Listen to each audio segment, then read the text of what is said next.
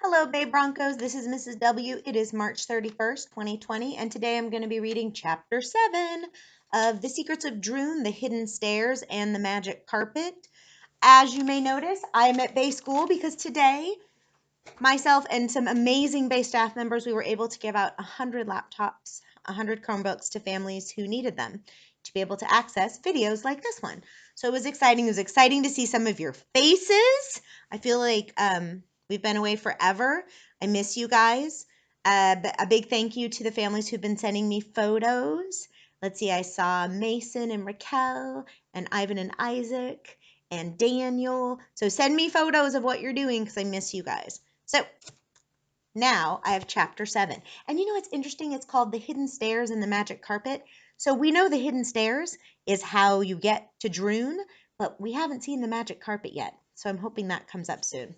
Chapter 7 is called The Forbidden City. Take leap at once, Galen told Eric and his friends as they stood outside the tower, and take this invisible cloak.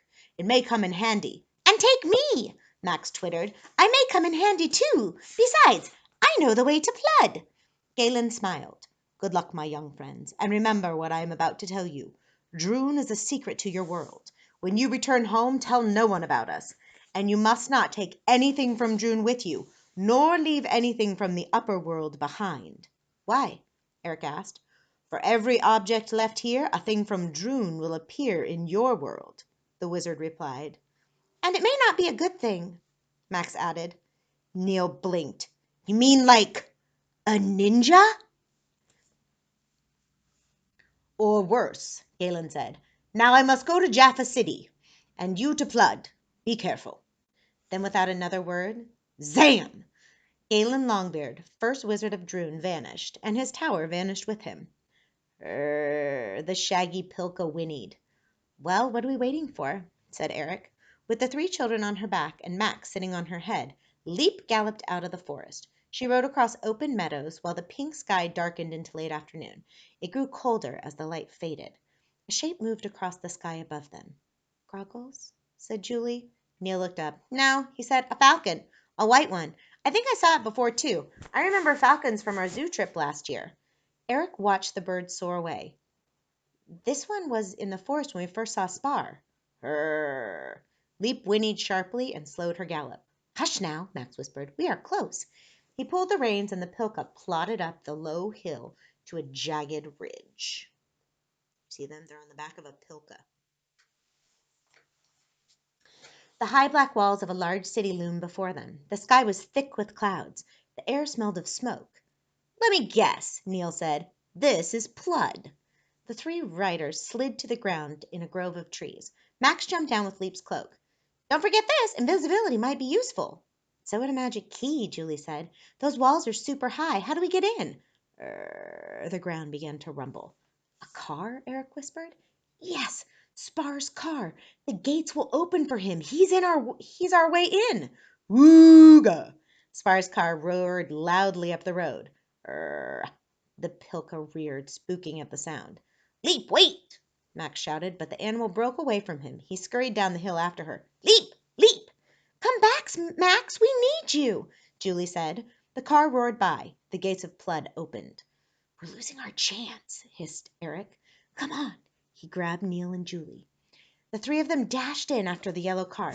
They jumped behind a low wall just as, chong, the huge black gates closed. Spar's car screeched to a stop in the courtyard. A group of nins raced out to greet their master. The princess is in the main tower, one said. Without a word, Spar stomped into the fortress.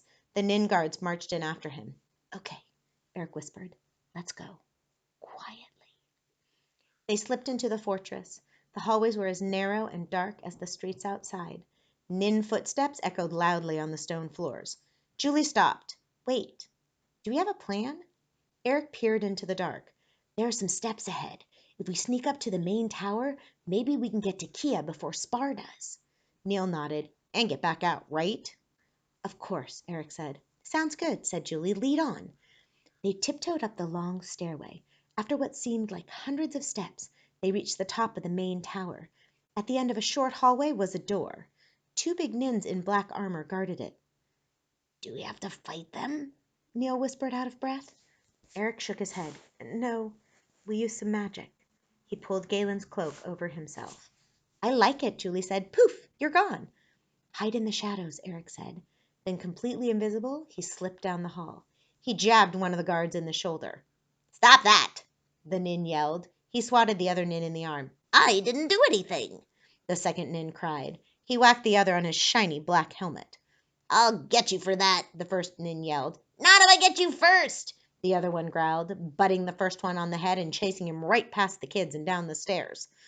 A moment later, the hallway was clear. "Great job," Julie said as Eric pulled off the cloak and looped it around his belt. "I'll stand guard outside," said Neil. "You two go in and get the princess." Eric and Julie unbolted the door and pushed it open. They entered a small, dark room. Princess Kia was sitting on the floor. She looked up and jumped. "The boy in the woods!" Eric grinned. "We've come to rescue you." Kia smiled. "I knew someone would come." Then her smile faded. "But if we're going to get out of here at all, we need to hurry." As quickly as she had run through the forest, Kia scampered from the room and down the hallway. Eric, Julie, and Neil followed her. "Spar thinks I have the red eye of dawn," Kia whispered. "With it, he plans to conquer all of Droon." "And so I shall, Princess Kia." The four children froze in the dark hall. Out of the shadows stepped Lord Spar. Chapter 8 is called Prisoners. Well, I hope you're enjoying this story, The Secrets of Droon, the Hidden Stairs, and the Magic Carpet, because I'm really enjoying reading it to you. So, Broncos, I miss you each and every day. And don't forget, today and every day, it's great to be a Bronco. Bye, friends. Hope to see you soon.